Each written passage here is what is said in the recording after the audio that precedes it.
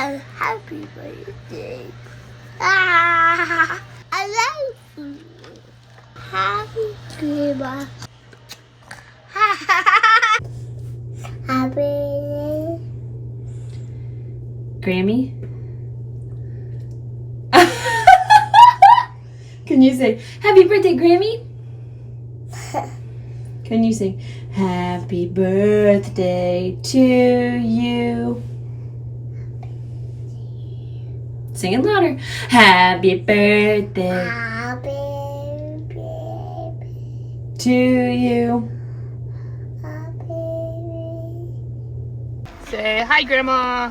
Hi, Grandma. Happy birthday. Happy birthday. We love you. Grandma. Hi, Cassie. We love you. Happy birthday, Cassie. We love you. Well, happy birthday, Mom. I just wanted to do something special for your birthday. And even though we may not all be able to be in one place, that I wanted you to know that we all care about you. We love you deeply. And we can't thank you enough for all the things that you've done in our lives in the past when we were kids. And even today, the things that you still do for us. So happy birthday. And I hope that you can come back to this video at any time and be able to watch it and know that you're loved, you're cared for, and that you mean the world to us and you're special to us.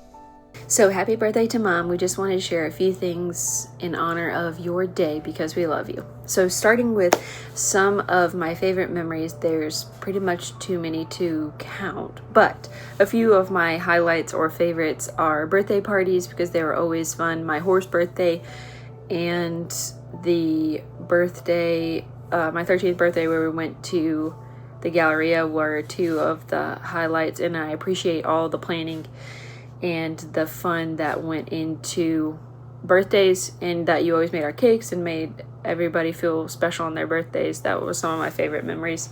But also just the parties that we'd have with, like the Christmas party where we did a fork and spoon scavenger hunt. That one was pretty fun. And just the fact that when we went to the park, you'd always play with us. When we went to the church, you would always make it a point to be with us. And even at home, like there were moments where you had to be serious, but a lot of the moments were fun and filled with jokes and silliness and craziness. So I appreciate that you could do all of that in one. I mean, we love taking work trips to San Antonio, like going to the Ripley's Believe It or Not Museum. There's so many good memories. So I don't think I can name all of them because the video would be too long. But those are some of the highlights that came to mind. I don't know if I could pick a favorite memory, but one of the things I always enjoyed as a kid was when we would go on all the trips. Dad would have a business trip, and we would turn it into a fun/educational trip and go visit museums and see the sights, mostly in San Antonio, but some other places too. And she always made those trips fun. I don't think I have one specific favorite memory with Miss Cassie, but I love the memories of us where we go out to eat as a couple with Mr. Robert and Carson, and then we just get to talk and visit with each other and check in on each other and see how we're doing. One of my favorite memories with Mom, and this is kind of it might be an interesting one, but one of my favorite memories with you and with the family is I remember we were on one of our vacations on the way back home, and we stopped in a place called Kickapoo, and probably stayed in one of the worst hotels of all time. And that night, for whatever reason, we were looking for a place to eat. We went to a Denny's that was absolutely packed to the brim, and it was probably the most subpar Denny's that I've ever been to. But later on, we went to the hotel, and through a bunch of just crazy circumstances, the thing that stuck out to me was actually the next morning when we were ready to leave, and Mom was taking a shower, and she just had enough of the whole experience and said, you know what, that's it. We're leaving, we're out of here. And so we're all packing up like, what in the world? We haven't gotten a shower or anything. And we're all just kind of discombobulated because we just woke up. And come to find out, she tells us as we're getting into the car and on the way home that the shower had actually filled up. The tub had filled up to almost the brim, and it wasn't draining, it wasn't going out. So along with the fact that one of the windows was shattered in a different room, and the hot tub was filled up with cement and had some plants planted in it, and we didn't get enough towels. That was just like basically the straw that broke the camel's back. And for whatever reason, I just remember that, and how, looking back, how funny it was, and just Mom's ability to stay calm under pressure and not let that get to the best of her, I think, is probably what stuck out the most, is how crazy it was to have kids in that environment and still be able to make it through just fine. I love you. Say gorgeous. You're beautiful. You're beautiful. I look like I have like You're beautiful. It's true. thing. I see your face This looks tinier. in a crowded place. I think this is tinier. And I like to say I love you. It's tiny. Happy birthday. Happy birthday to you. Oh, There's just head under the table. A little weirdy. I don't know. Say good morning.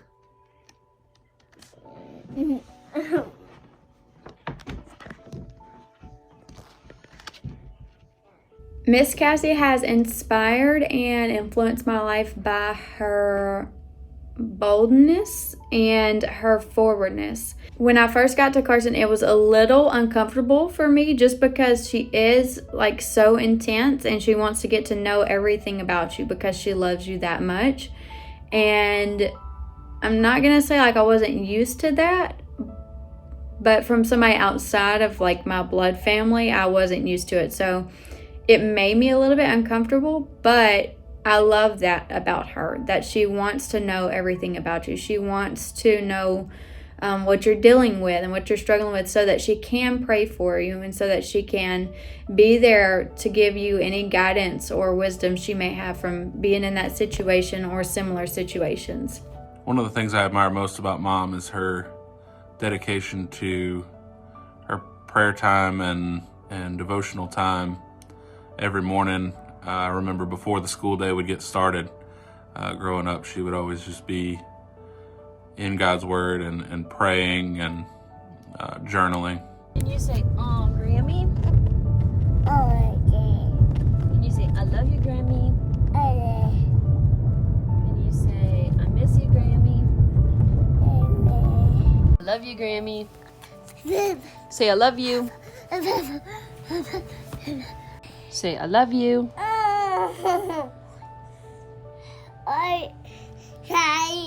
Say, "I love you, Maggie."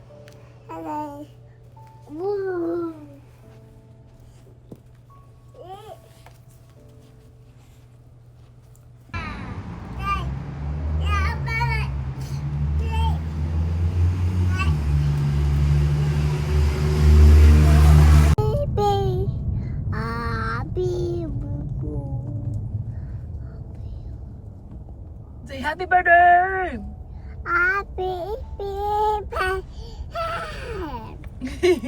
Happy birthday, Grammy.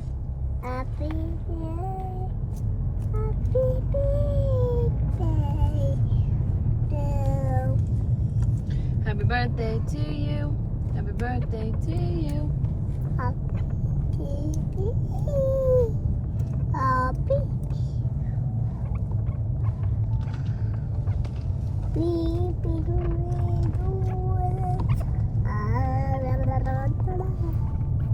How has Mom influenced or inspired me in my life? Definitely, you can ask her. It wasn't easy for me to go through school and trying to learn. I hated basically every subject in school. But one of the ways she inspired me and what stuck out is the things that fascinated me when I grew up. Like for a while it was medieval knights, and it changed from time to time.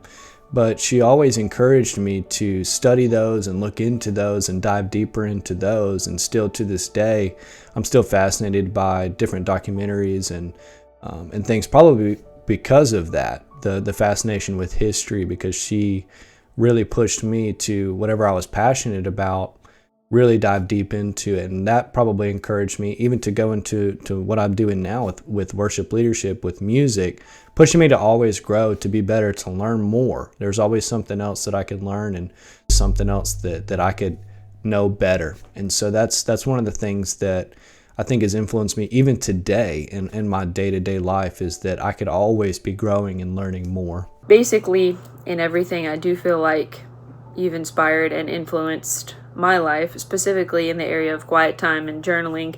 I feel like that's something that was always an important part of your quiet time and your walk with God, but also just life in general. And so that's something that I've valued because of watching you do that for years and it being such a priority, but also something that kept you sane in raising 4 kids. So that's something that inspired me. And then also the fact that if somebody met you, they wouldn't know that you came from a family where you just had your mom, basically, and not a dad that you even know. And I don't think that people would know that or be able to pick it up from you because you're not a victim and you don't act jaded by the world, even though you could technically have that excuse if you really wanted to, but you don't use it as an excuse or an opportunity to be victimized. You use it as an opportunity to show people empathy and love by telling your story, but also just by being the person that you are in spite of that background, and even in the fact that you're different than your mom and that she could be harsh and overwhelmingly legalistic, even though she wasn't religious. I think that it's inspiring that you're not like that and that you still care for people, even people who hurt you. You still care about them and love them and show the love of Christ and the gentleness of Christ, even when you have an excuse by worldly definitions to do the opposite. I'm so grateful that Mom was willing to devote so much time and energy into raising us in a godly household and in a godly way. The amount of time and energy that she spent homeschooling us and taking us to all of our activities and making sure that we had everything we needed to grow both educationally, spiritually, and Miss Cassie makes me feel loved and supported just by being who she is. Literally every time I go over to her house, she always comes up, hugs me first thing, makes me feel super welcomed. Even when we were first dating, she always made the biggest effort to make me feel like I was welcome there, that she wanted me to be there, and that she loved me from the start. Something unique or special about you that others might know is that you are a giver and that you don't always show people your creative side, but that you're very creative and always come up with ways to make something into something else or make something pretty, or even just doodling or whatever. You can always make something creative. And I always tell people that you can cook with basically anything in the pantry, even if the ingredients don't necessarily make sense or recipes aren't necessarily always going to include the combinations that you can create. You can create something out of ingredients that probably most people wouldn't be able to throw together, and it's always good, except for the pea soup. Everything that you've put together is cool, and so that's something that people might not know, because you can cook well, but there's also something to be said about throwing together something from ingredients that you just have that you didn't expect, or if you're missing something, you can still make it work even without the ingredients that are called for. So I think that's something kind of cool and special, even though it's kind of a simple one. Another thing is how you make other people feel loved and supported is by words of affirmation, but also by gifts and presents. So I always appreciated you taking time to, make our birthdays special, even as we got older, and even now, sending cards and calls or whatever. You try to make our birthdays feel special, and Christmas and holidays, but also just spending time. You have the opportunity to raising 4 kids to be frustrated with kids and be able to dip out and not want to be around kids, or serving kids ministry. But I feel like when we had a recital or we had a game or we had something going on, you always made a point to show up. And now it's harder to show up, but you know, you still make effort to be there for Maggie and to be there for us whenever you can. So I think that's something that's special and that makes us feel loved and supported.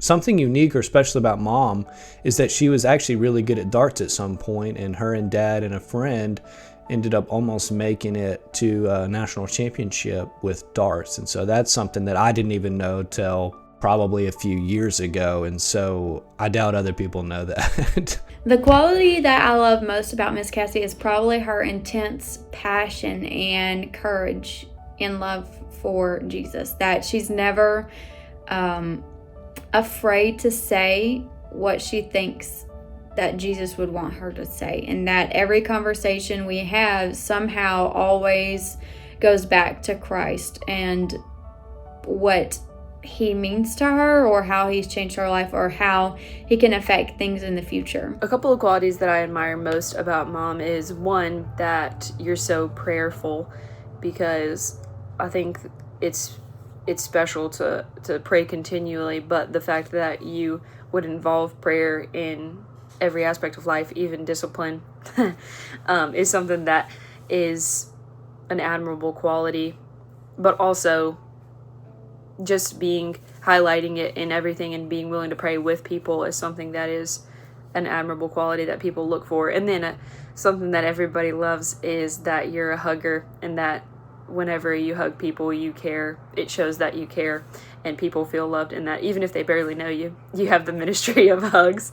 And that's something that I admire, because I don't have that ministry. So we need people in the world who have the gift of hugs and the gift of empathy, because I know that when people struggle, even people that you barely know, like the lady at the hospital, whenever Maggie was born, you have the gift of empathy and being able to be present with people and truly feel what they feel and be able to translate that to how you speak to them and how you minister to them. So I think that's something really cool, and I think the world needs that. We need God has gifted people specifically with that, to be present with people who are grieving, but also just people, even if they don't realize they're grieving, or even if they don't know that they need somebody, even if you're a stranger to them, you can still be empathetic and sympathetic and show up just at the right moment and be used by God to show them that he cares about them, but ultimately that you care about them too. How does Mom make me feel special or supported? I think one of the best ways she shows that to anybody or any of us as family members is that she's always going the extra mile with anything that we like, especially when it comes to food. So anytime we come over, if there's something that is one of our favorite meals or something that's special to us, she will always be sure to cook that meal for us, or go out of her way to somehow make that time with us special. And another way she helps me to feel loved and supported is I know that she's always there for me, that I can call her or text her, and that she's always willing to listen and help encourage, but not just try to give me some worldly advice, but she's always going to help me on what does the Bible say and how are we supposed to live our lives according to the scriptures, and always pointing me back towards what does God think about what I'm going through, and always pointing me back to the Lord instead of just giving worldly advice and giving whatever her opinion might be. And I think that's one way that she makes me feel loved. It's not always she's going to give me what I want to hear. She's going to give me what I need to hear. I think one of the testaments to the way that we were raised is the fact that all of us are in some way plugged into some kind of ministry. Obviously, Carson being a music minister, Lacey being in children's ministry, Abby working for a church camp, and me working for the church security.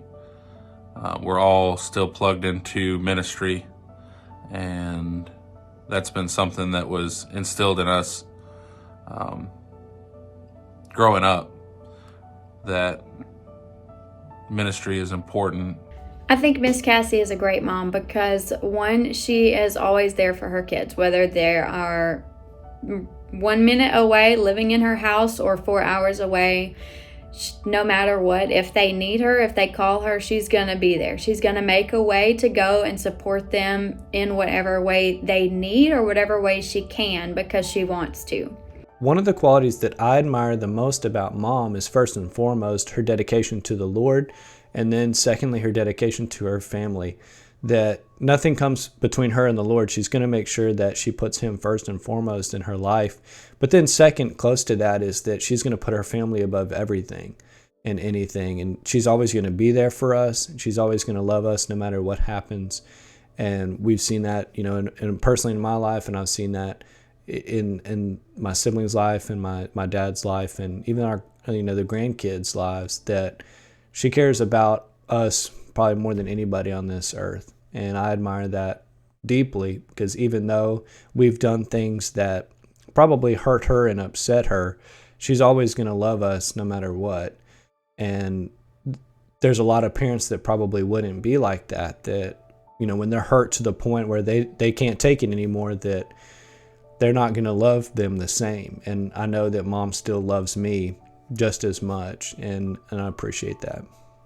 How has Mom made a difference in my life? Well, for starters, my hair, for sure, because all those haircuts made a huge difference. I'm just kidding. But they did make a difference too. But more importantly, I feel like the main difference is, obviously, salvation wouldn't have been possible potentially if we wouldn't have been brought to church, if we wouldn't have been poured into at home with God's truth. And I think that's the biggest difference, is transformation through salvation. And you making sure that what we heard and what we read and what we did and what we were surrounded by was truth, and that you poured into us the truth too. And that's the main difference that you made in our life, among other things, but that's the biggest one, I would say. And just making sure that we had somebody in our corner, that we were always supported, whether it was in college when there was a meal or a listening ear or whatever, home when I got home from college or through seminary, being able to call and, keep up with everything, or just vent about whatever's going on. That made a difference too, and made me be more confident and be able to push through whatever season I was in or whatever season I'm in currently. So that's one of the reasons that makes you a good mom, is that you're always there and that you love above everything. And even though you're not a perfect person, the love of Christ and the love that you have for us and people around you exudes and basically overflows into everything and overarches imperfections, but also just any flaws or anything that people have done to fail you or to let you down. I mean, love always was in that. Even when you disciplined us, you always emphasized God's love and your love for us too. So I think that's what makes you a good mom. And then also the fact that you love Jesus, and that overarches everything too, makes you a great mom, because without Him, I don't think that would be possible. And also that you choose your words wisely. I think that that's something that you always have impacted us with your words, but also other people. And I think that our friends and people who have come into our lives, I feel like, can also feel the support of you and how much you love them through your words. I also deeply appreciate your commitment to Dad through marriage. I feel like your example of faithfulness and just strength and sticking together for all these years is something that's really admirable, and I appreciate that about you and Dad, working really hard to stay faithful, stay diligent, and especially considering that when you got married, you didn't know Christ yet. It's pretty amazing that God has protected y'all and seen you through, and that you both have put in the effort. But I just appreciate who you are as a wife and as a mom, and I'm thankful for who you are. I remember we were driving down the road in the old Chevy Astro van, and all of a sudden a giant spitwad came flying up and hit the windshield while Mom was driving. And she looks in the rearview mirror and just sees Cameron sitting back there in the middle seat. So she says, "Cameron, did you just spit a spitwad at the front windshield?" And all he could say was, "I'm sorry." I'm sorry, Miss Cassie. One thing that's kind of funny, or that makes me think of you, that's a funny story, is the picture in my mind keeps standing out that was on my camera. For the longest time, my little what was it called? My little Kodak camera was that little picture of you sticking your tongue out at home when you were holding your coffee in your robe, and you were like, that picture is just a picture that sticks out in my mind as something funny, because we were always walking around, especially in that time, I was always walking around with my little camera taking pictures or selfies or whatever else, and most of them were pretty poor quality, but that one was pretty funny because I didn't expect it, and it was a pretty goofy face, but I do think it's something that is cool, that you're always willing to be silly, even though you had to be our disciplinarian at home and, like, you know, be an example of Christ. I think it's cool that you can still be funny.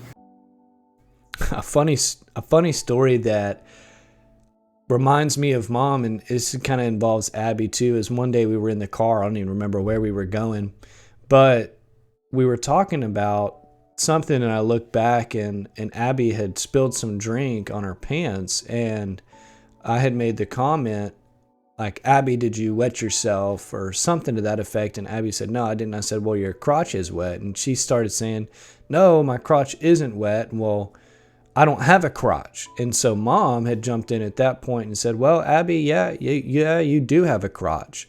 And Abby said back, like, no, Mom, I don't. And Mom said, yeah, you do. Oh, you know, I hate to tell you this, but yeah, you do. And so Abby started just breaking down and crying, and I guess she didn't like that news. And Mom just said, well, Abby, we're going to have to talk about this some other time with your brother not in the car. So that's just a funny story that I always think about that reminds me of Mom. I love you. You're a great mom. You're a wonderful grandma to Maggie. She loves you, and she always feels your love whenever she's with you, and so do we. And you're beautiful inside and out. God has made you for a purpose, and even in this season where you're technically an empty nester, there's nobody at home. I mean, Abby's right down the road, but nobody living at home the day in and day out. God has something good for you in this season, and I know that you can impact more people through the gifts that He's given you and how He's wired you to be creative and to be loving and sympathetic and empathetic, and I know that He can use that for His glory, because you're available to Him and to the Holy Spirit's leading. So I appreciate you, I love you, and I hope you have a beautiful, happy birthday. One thing that I've never said that I would want you to know is that I think that you're an amazing person. I know that sometimes we mess up because we're all human, but you never stop trying, and you never stop trying to live for Jesus and look like Jesus and promote Christ likeness to everybody around you. And I think that's such an admirable thing, that you are constantly trying to draw people around you closer to Christ, because you know what an impact He's made on you and what an impact He can make in their life if they would just trust Him. And so I love you, Miss Cassie. I hope that you have a happy birthday, and hope to see you soon. If I could say one thing to Mom, it would be that I love you, and I would want you to know that I care about you, and I appreciate all the things that you've done for me and for all of us all these years, and that you continue to do on a daily basis. And I pray that you never give up, and you keep fighting the fight, and you stay in the Word, and you put the Lord first and foremost in your life. And I hope that we have many years to come with you. And I want you to know that we all love you and we care about you. Hey Cassie, I had to sneak out the house to do this so I could get some quiet, but I just wanted to thank you for being not only a good example for me as a mother, but also be an example as a wife, and just how to love your household and love your family. And yeah, just thanks. Love you. Bye. Hey Cassie, happy birthday. Love you. Hey Mom, happy birthday. I just wanted to read you a poem that I wrote for you. Sometimes I know the words to say to give thanks for all you've done, but then they fly away as quickly as they come. How could I possibly thank you enough, the one who makes me me? The one who tucked me in at night, the one who stopped my crying, the one who was the expert at picking up when I was lying, the one who taught me how to read and write and gave me an education, the one who makes such sacrifices to always put me first, the one who paints the world a rainbow when it's filled with broken dreams, who explains it all so clearly when nothing is what it seems. Are there really any words for this? I find this question tough. Anything I want to say just doesn't seem enough. What way is there to thank you for your heart, your sweat, your tears? For 10,000 things you've done for oh so many years. For changing with me as I changed, accepting all my flaws. Not loving 'cause you had to, but loving just because. For never giving up on me when your wits had reached its end. For always being proud of me and for being my friend. Thank you for the gifts you give, for everything you do, but thank you, Mom, for making me who I am. I love you, Mom.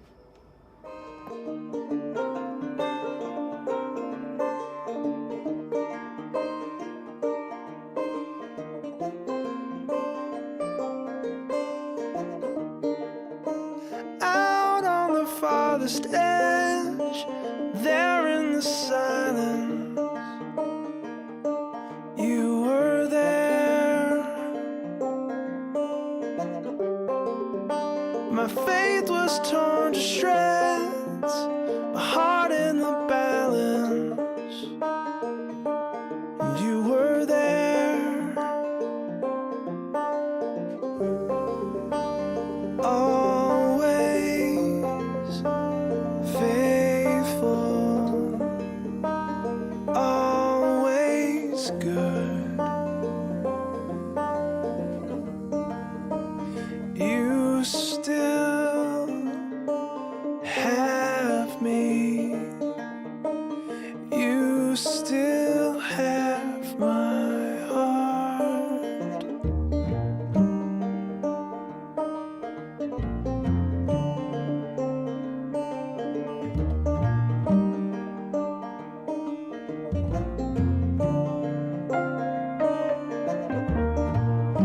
I thought I had seen the end, everything broken, but you were there. I've wandered at heaven's gates, I've made my bed in hell, and you were there still. Always faithful, always good.